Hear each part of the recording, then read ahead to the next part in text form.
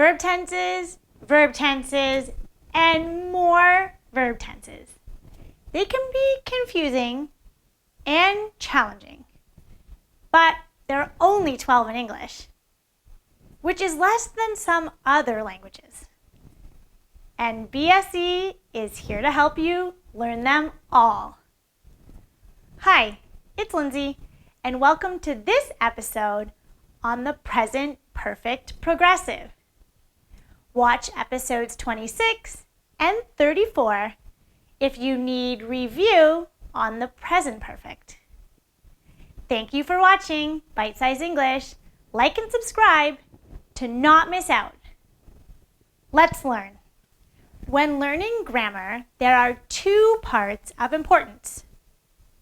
First, the structure or form, and second, the use of the grammar. As usual, we will start with the form.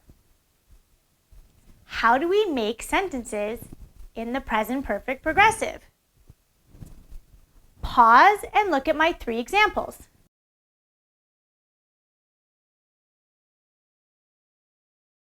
Subject plus have or has plus been plus verb ing. Did you get it? Fun fact, the progressive tenses all have verb ing in their structure. Remember, you can't use non-progressive or stative verbs with progressive tenses. Time to use a visual to help with understanding. I'll use my first example. Lindsay has been teaching for 11 years. When did that action begin? Correct. In the past, 2010. Is this action still happening? Absolutely. I'm teaching right now. The future? Maybe. No one knows the future. But I'll be here next week, don't worry. We use the tense for unfinished actions that started in the past and continue to the present. It focuses on the duration of the action, usually specific to a time frame. You will see the word for or since used frequently. You know that English can be confusing, so here we go. This tense can also be used for actions that have stopped in the very close past, but have a result in the present that we can see, feel, or hear.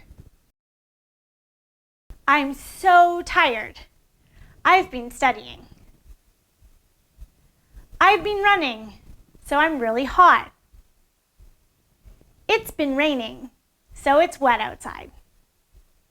Here, we don't usually use time words. Here's a chart to help with understanding. That's all for today. Have you been watching us since the beginning? Comment below and let us know how long you've been following our episodes. Use the present perfect progressive in your comment. If you haven't been learning with BSE, subscribe. We have 2 episodes every week.